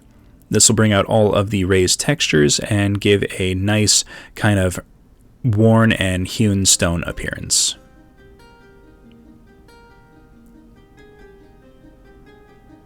Alright, so now for the floorboards. We're going to paint these up the same as I have for most of the wood construction that I've used in the past. We're going to go with some Artist Loft Raw Umber to give us our nice kind of dark baseline for the wood coloration. Now there are a lot of floor slats here, and it was a little tricky getting the paint into all of the crevices, and I didn't really want to water it down that much, so it took a lot longer than I expected. I think this section took me about 15 minutes just to paint all the floorboards. But on the bright side, they were all dried and ready to go pretty quickly once I was done, and the next step was to grab some raw sienna and do a dry brush over all the floorboards to help unify all of the randomly mismatched colors. And then finish it out to give a nice worn, walked upon appearance. I did a dry brush of warm gray over all of the floorboards.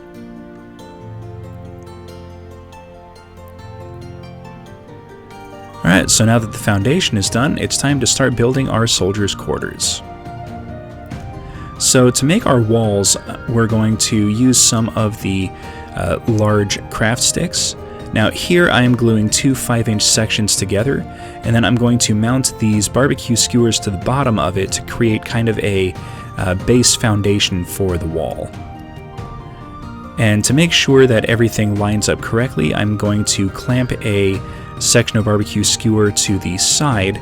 This is going to help me make sure that everything stays in position, and this is going to give me a reference for where some support beams are going to go, which you can see me gluing on right here. Now I love binder clips for stuff like this. They really make it easy to clamp everything together without having to buy a whole bunch of clamps and things like that. So here I'm just marking out a few areas where a couple more support beams are going to go in between the rooms. Since each room is 3 inches by 3 inches, it made it pretty quick and simple. Then off camera I attached a few extra planks to kind of create a framed window area. And then to create a kind of little pocket for a window pane to slide into, I use a few of the coffee sticks and glue them into position with just a little bit of an overhang, and then I'll do the same thing on the other side. Now to create a lot of extra detail, I did the absolutely crazy thing of grabbing a whole bunch of these little bricks and slotting them in place with some tacky glue in random patterns. You can see here I've got some of the 5mm by 10mm bricks. I also grabbed some 10 by 10mm bricks. I ended up cutting a few down to make them even smaller and just kind of help to fill gaps. But once it's done, it looked absolutely amazing, but it took so long to do. Now, that's going to be for the exterior walls. The interior walls, I'm going to do just a simple little trick of gluing a few of these coffee sticks down to the bottom section to kind of create a wood planking wall. Okay, so now that all the walls are built, let's go ahead and paint them. So we're going to do the same thing for our wood treatment, but we're not going to do the aged weathering appearance since the walls aren't going to be as touched. So again, starting off with our base of raw umber, I'm not going to do the upper sections of the walls, just any of the support beams and the lower sections. And then our quick little dry brush with the raw sienna, just to give it that nice kind of processed wood appearance.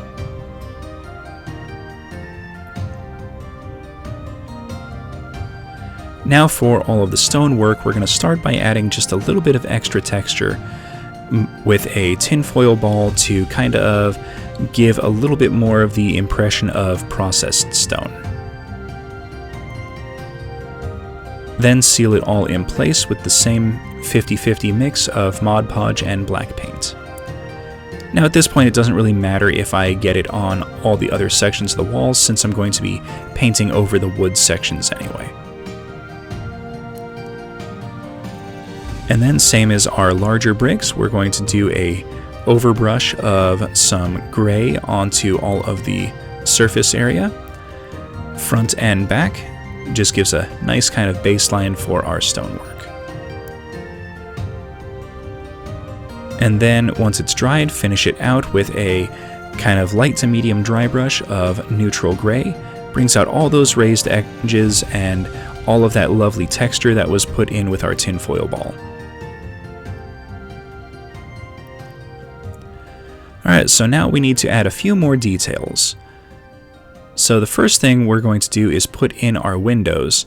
So I took some acrylic sheet and cut it to fit inside of the window frame, and then I took some wire mesh. This is some ducting mesh that I got from Lowe's, and I cut it to fit and then spray painted it all black.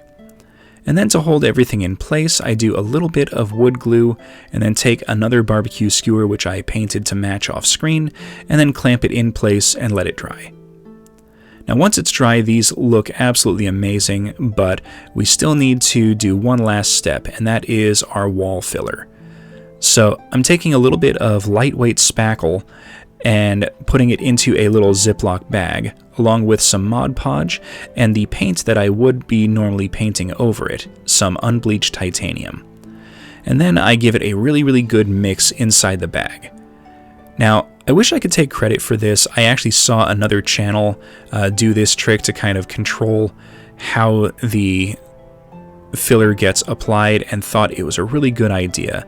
So what I did was I nicked off the bottom corner of the bag and then used it kind of like a piping bag for pastries and icing to control the flow and put it into all the crevices I needed. Alright, so once the walls are done, we can go ahead and assemble our quarters. So what I'm doing here to assemble everything is using a combination of hot glue and wood glue. So the process I used was I would coat the center of the connecting sides, so anything that would touch another wall, the center of that edge would get some wood glue, and then the top and bottom of that edge would get a little bit of hot glue just to help hold everything in position while the wood glue dries. Because once the wood glue dries, everything's going to stay together forever.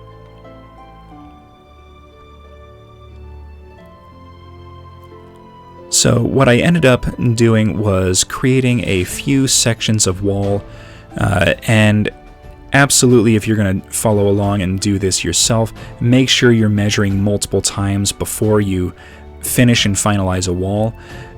In a previous project, I didn't quite do this and ended up being off by a ½ inch on an entire side of a structure.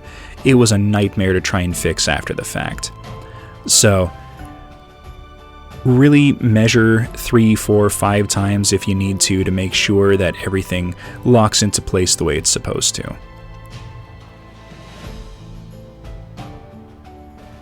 Now, because I spaced all of the rooms apart in the same way using a barbecue stick, all of the walls just kind of slot into the floorboards, and that really helped to hold everything together while the glue was drying. But the hot glue definitely worked to help that process along as well. Now, as I was putting in the last wall here, I realized that I made a mistake and put the whole thing together backwards. Trying to slide this wall in between the stonework and the remaining walls was very difficult, and I almost broke some of the foam bricks as I was doing it. Alright, and there we go. Part 8 is finished. So this is going to be a very interesting addition to the keep. I definitely want to make a roof for it, but I'm going to have to do that in a different video. I know I said this was going to be the last one, but I'm pretty sure we're going to have to do one more video. I still have to do the roof and then the spiral staircase. Alright, so thank you all for watching. Please hit that like button, subscribe for future content, comment in the comments section, and we will see everyone next episode.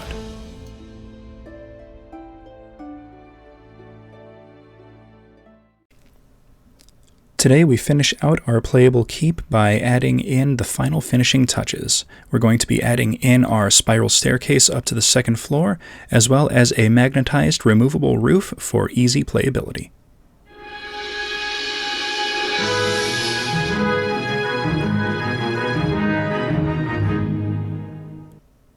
Alright, so this video is going to be divided into 2 parts, and we're going to start with the part 1, and that is going to be doing the staircase. So using a chopstick here, I'm going to just kind of get an impression of where it is that the spiral staircase is going to go, and then I can remove the 2nd floor and we can go ahead and get started.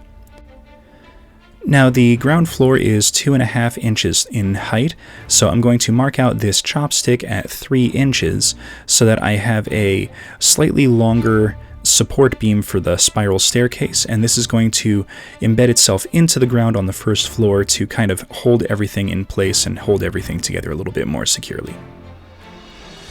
So now, using a lid from the can that I used for the measurements of the tower, I can get a rough idea of how long I need each individual stair, which comes out to just about 2 inches.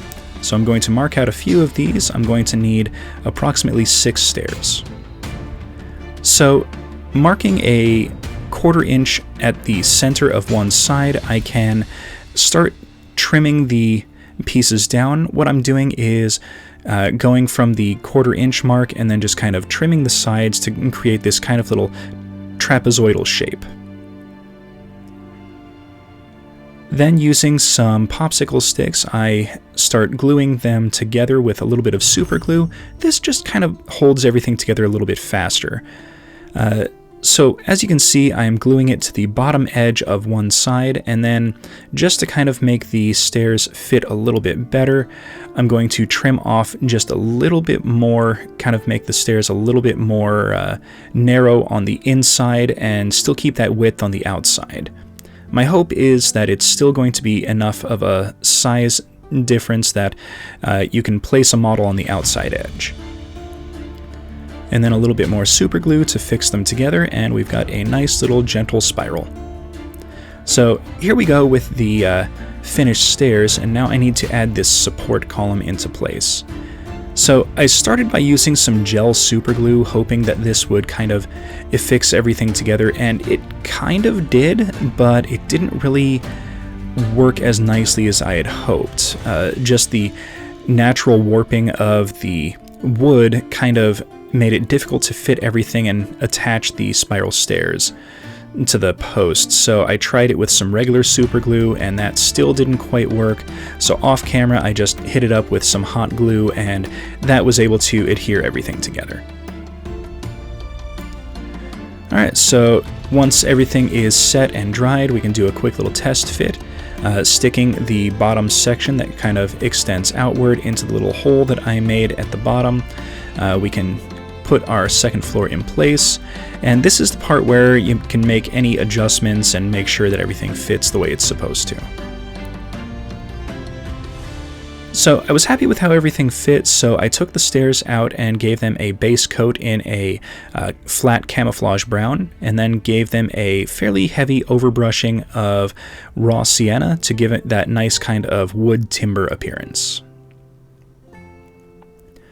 And then I decided to add a little bit of weathering and wear and tear, but I wanted it to be focused on the center of where the stairs are, just kind of giving that impression of, you know, years of use and multiple sets of boots walking up and down the stairs. Alright, so now that that's done, let's go ahead and make our roof. Alright, so to start out we need to get the measurements of our second floor for the soldiers' quarters. That is going to give us the dimensions we need for the roof, and it ends up being 10 inches on the long side by 9 inches on the short side. So now that we know that, we're going to grab our building materials and set the second floor off to the side for now. Quick little zoom in here so that you can kind of see what it is that I'm doing. And we're going to grab our materials, and that is basically going to be a whole bunch of little barbecue skewers. I'm going to use some wood glue and some binder clips to hold everything together while I'm working.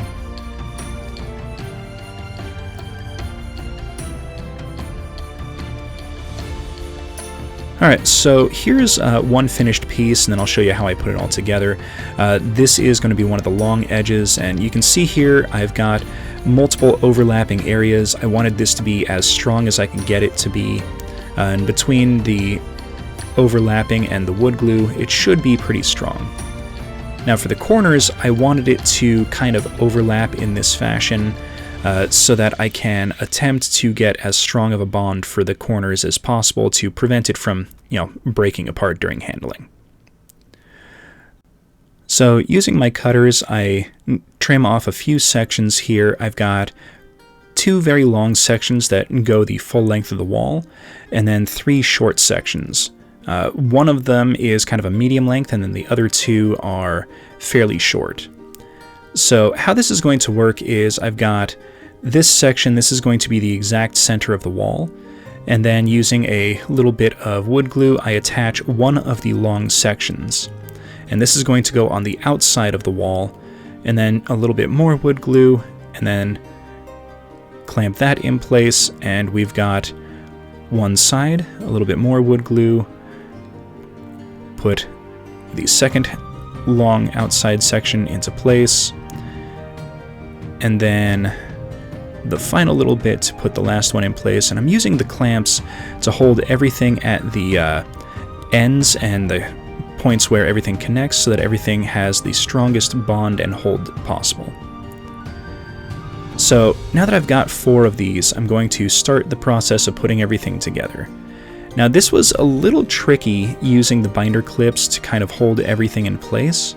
What I'm doing is putting a little bit of wood glue at the corner, doing the overlap, making sure that I'm orienting it correctly, and then putting a binder clip on to kind of hold everything into place while it dries.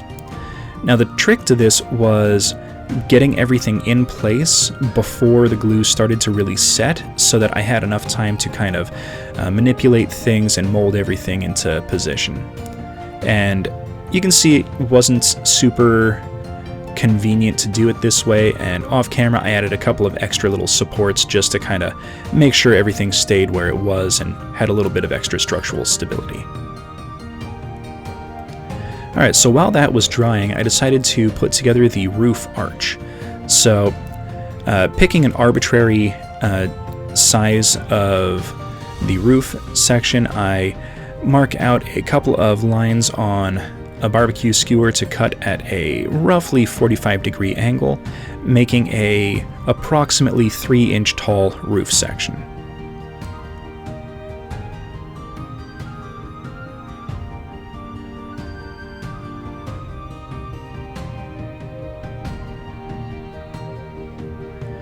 And then using a little bit of super glue just to kind of make everything hold together faster, I very carefully slotted everything together so that the top ridge line had a fairly stable support section. And here you can see I've attached everything to the framework, and I am going to use a couple more pieces and put in some corners. This will give me a gentle slope on all 4 sides of the roof, as well as have enough stability that it's not going to be easily damaged during playability, and the roof shingles that we're going to put on have a lot of points of stability and solid backing. Alright, so this looks pretty good. I added a few extra supports just to make sure that the backing for the shingles wasn't going to kind of cave in on itself. And now I'm going to do a quick little test fit to make sure everything lines up properly. It would be very annoying if it didn't, but fortunately I had all my measurements correct. Alright, so now using just a little bit more super glue, I'm going to very quickly apply a couple lines down some of the support pieces, and then using a piece of cereal box, this is from a box of cat food, but it's basically the same thing. I'm going to fit this on, and this is going to be the backing for the shingles to give it a solid foundation to attach to. And now for the shingles, I'm not going to show you how I made them since I did that in a previous video. I'm just going to add these in alternating strips using a little bit of tacky glue to make sure that everything lines up correctly. Now the tacky glue is nice in this regard because it doesn't set immediately, so you have a little bit of time to kind of play around with it and move things to where it needs to be. But once it holds pretty well for, you know, the next layer and then the next on top of that. It's a little bit more forgiving and a little bit more rigid than just regular PVA glue as well. Now, as I bring this up to the ridge line and things fully dry, I trim off the edges. And then the corner sections here, I do a few more shingles, just kind of overlapping with a little bit of super glue just to make sure that everything holds immediately. Tacky glue would work in this case, but it takes a lot longer to set. The super glue will hold everything in place immediately, and I don't worry about the individual shingles coming off. And this is just to disguise that connection point.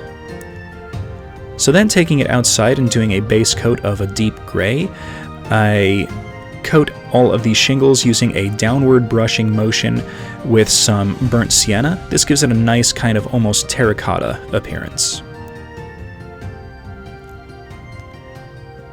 Now using this motion, we still get a little bit of that deep gray as part of the visual, so it just kind of gives a little bit of extra color highlight for the roof section. Then using some deep red, I do a dry brush going from the bottom up. This hits all of the bottom edges of the shingles with a nice red highlight, giving it a little bit of extra color.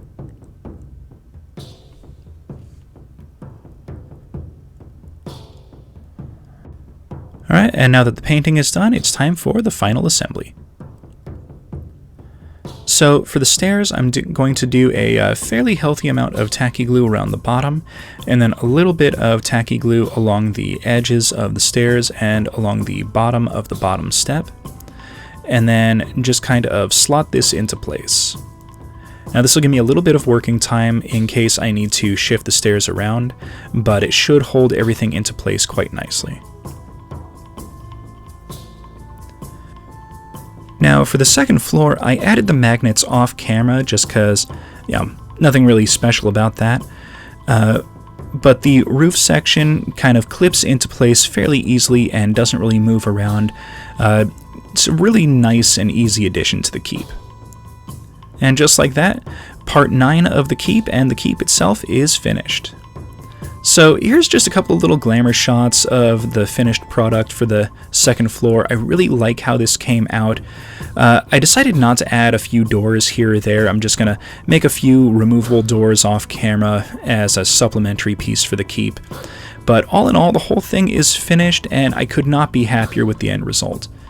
So please everyone, thank you for watching. Hit that like button, subscribe for future content, comment in the comments section, let me know how I'm doing. Stay tuned for future projects, and we will see you all next episode.